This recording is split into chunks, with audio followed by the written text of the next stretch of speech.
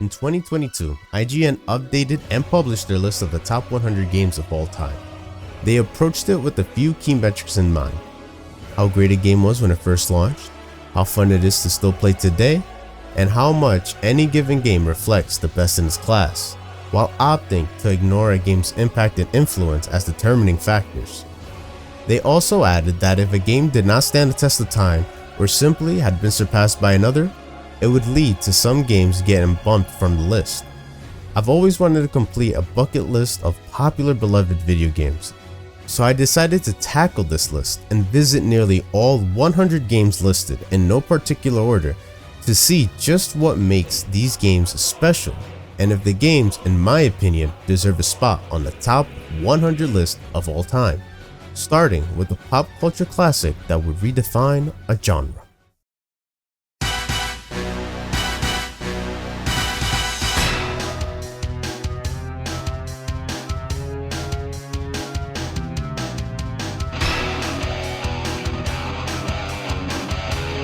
GoldenEye 007 is well known as the landmark first-person shooter that would go on to help popularize the genre on consoles, selling around 8 million copies worldwide.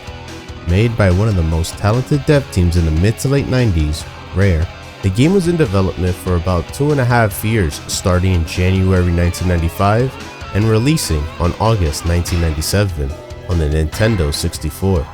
That year, the game would walk away with a few Game of the Year awards, which is impressive in its own right, but even more so when you factor in that it was competing with some of gaming's biggest juggernauts like Final Fantasy VII, Super Mario 64, Tomb Raider, and Castlevania Symphony of the Night. It saw critical acclaim, scoring a 9.7 from IGN and a 9.8 from GameSpot, and is currently Metacritic's 28th highest rated game of all time.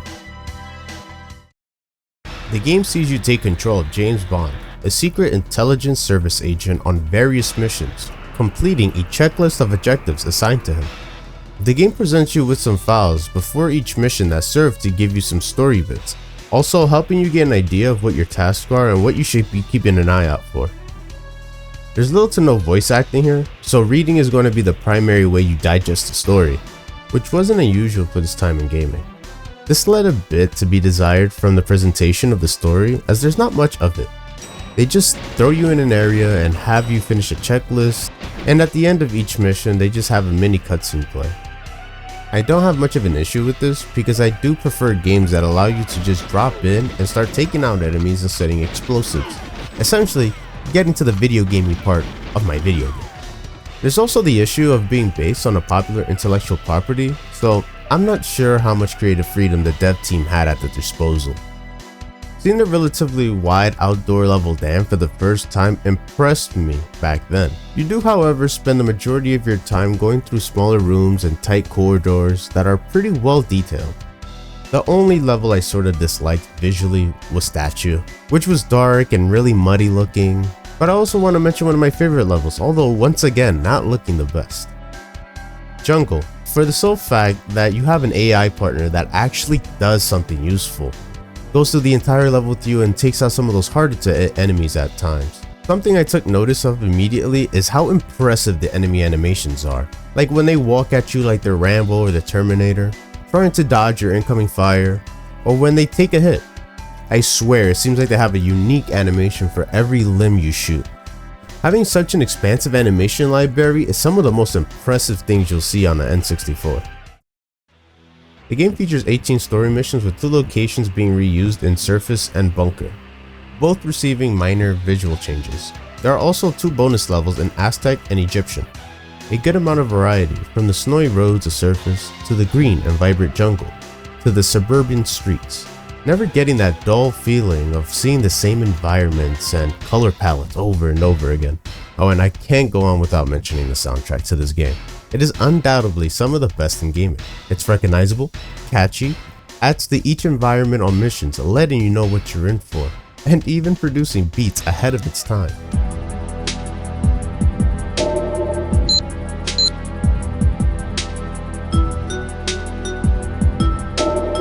Now, I initially thought the game would allow you to approach the levels a couple of different ways: go in recklessly, guns blazing, or take a slower paced, more measured approach, taking out enemies from a distance, trying not to set off any alarms. Unfortunately, Dam and a couple others would be the only levels to take this unique approach, as this wouldn't be the case since you are in those tight indoor environments. You're more than likely going in guns blazing, especially for the timed missions and the couple levels where you get to use a tank, which I had no idea was a thing until I revisited the game, and it's badass.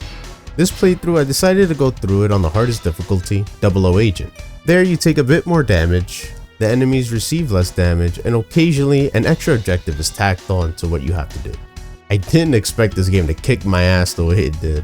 I was dying over and over again, and underestimated how precise you had to be making sure you don't take that many hits early on. When spawning with a limited arsenal, it can be pretty risky to miss your shots, because you're more than likely to end up using your fist, and the last thing you want to do is go into a room full of dudes trying to IP man your way out of a situation, especially when the game has no health recovery items, only body armor you can pick up on some levels, which makes getting hit a big deal, as you would need to start the level from the beginning if you die, or fail any of your objectives. The total lack of checkpoints can cause some annoyances, because sometimes there's just no way to tell where or what your objectives are. This leads to a lot of trial and error. The shooting and aiming mechanics were good for its time, especially being played on a single stick controller, the N64 controller. It took me a couple hours to get reaccustomed to making some very slight corrections in my aiming. This made the auto aim feature very handy, as it allows you to keep on firing at multiple enemies in rapid succession.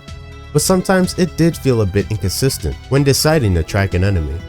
This isn't great by today's standards, as modern shooters most commonly use dual sticks to handle both movement and camera controls on consoles. Switching between weapons is also slow. Lack of a weapon wheel made getting to the weapon you want feel pretty sluggish. You can achieve this through the menu, but pulling it up in the middle of a firefight could be risky, because Bond has to go through the entire animation of pulling up his watch, which is a cool menu animation, but you're susceptible to getting hit coming in and out of it. Once he does, you can check the status of your objectives and equip different weapons and gadgets. I just wasn't a big fan of how the menus slow the pace of the game down, but getting through those gripes, finding out what to do, and executing it smoothly feels very rewarding. It's just the trial and error aspects that take me out of it at times. Speaking of rewards, for completing all missions and beating levels under specific times, you can get fun extra microtransactions, I mean cheats, that change the game in more goofy and fun ways, like paintball mode, small James Bond mode, and big head mode, giving you something to work towards. I never actually sat down and played through the entire single player campaign. I would maybe try the first level out for a little bit, but it was mainly always to get together with some friends and play split screen multiplayer. So I took the approach of visiting this game with a single player experience at the forefront, but I can't do this video without mentioning the multiplayer. Some of the most fun I've had on the N64 was playing the split screen multiplayer with friends, as did countless other people.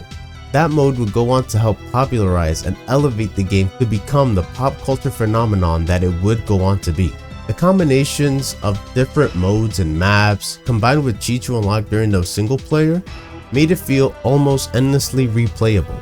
I'm not really going to mention the performance issues like frame drops on the N64 version here, or give it too much flack on how it controls, because the game now has been released on the Xbox in early 2023 with some minor improvements. In that version you can enjoy the game without those issues. The gameplay has stood the test of time in a charming way and is still very approachable. Overall, I really did enjoy my time with GoldenEye, enjoying its much more simplistic gameplay at its core. I can see why it gets the praise that it does, especially for the time it was released. But it's time to ask the question, does the game deserve to be on IGN's top 100 list? This would almost be a definite yes for me, but by using IGN's own metrics, or quite simply, they may have been surpassed by other games. GoldenEye's spiritual successor, Perfect Dark, will go on to take the GoldenEye formula and, no pun intended, perfect it. Nearly all the gripes I personally have here were resolved. They added a weapon wheel, the menus were quick and concise, a much bigger weapon arsenal, all with alternative firing modes, a story with voice acting giving it a much more cinematic feeling, and it would even go on to review better than GoldenEye. I could keep going on and on about how good that game is, but that would have to be a video for a different time. So by considering IGN's own rules for the top 100 games, if Perfect Dark can't make the list, I just don't see a world where GoldenEye takes that slot over. Thanks for watching, give it a like if you enjoyed the video, and leave suggestions on games you'd like me to cover in the future.